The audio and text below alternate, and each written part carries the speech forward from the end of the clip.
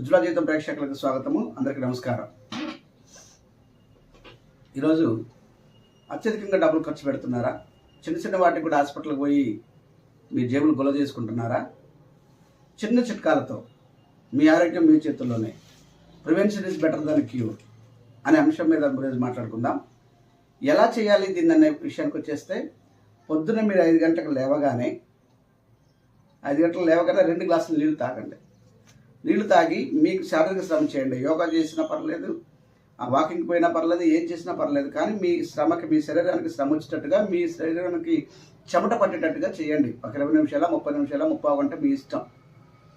అది అయిన తర్వాత మళ్ళీ గంటకు 2 గ్లాసులు నీళ్ళు తాగండి.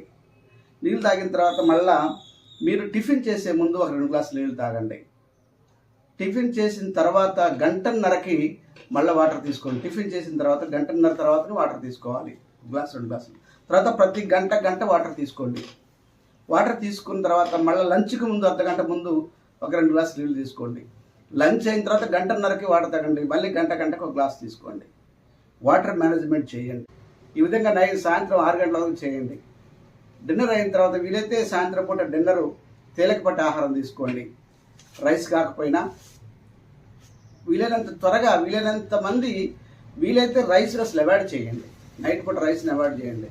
ఏదన్నా మీకు ఇష్టమైతే ఫ్రూట్స్ లేకపోతే ఏదైనా జ్యూస్లో తీసుకొని ప్రయత్నం చేయండి.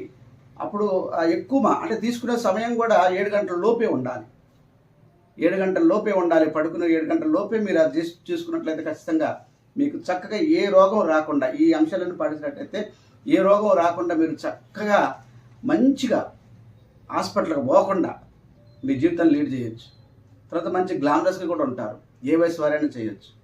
చిన్నపిల్లలు కాకుండా కాస్త 20 సంవత్సరాల నుంచి పైన వాళ్ళు ఏ వయసు వాళ్ళైనా చేసుకోవచ్చు.